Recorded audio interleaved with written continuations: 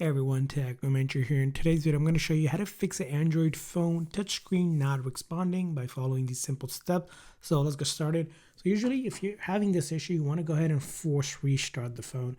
With most Android phone, you can hold down the power button until it goes completely black, and then you see the logo of the phone coming back on. Some other models, you may require to hold down the volume down and the power button as well. So try either of these, and all you do is just keep on holding it, and this is going to go ahead and force the phone to completely shut down. Here, as you can see, it might pop up with the menu. Don't need to touch the screen. You're going to wait for it to go completely black, which is shutting all the power off, and then you're going to wait for it to show up the logo. Again, this may take about 30 seconds to a minute, so I'm just holding down the volume down and the power button.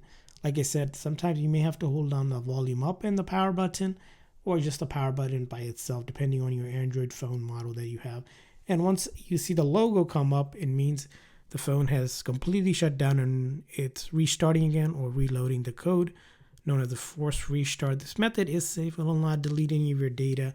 Quick and easy way to get back on working. Now, other things you may want to consider is making sure the screen doesn't have any oil, dirt, or dust on it. So take a microfiber cloth and just wipe it down really good. If you have a tempered glass or basically the glass on top, sometimes if it's damaged or broken, it may interfere with it. You may consider removing that, or a heavy duty case, you might consider removing that as well. And then also making sure your phone is charged. When it's a very low battery, it's going to start not functioning correctly as well. So a couple things to consider as well.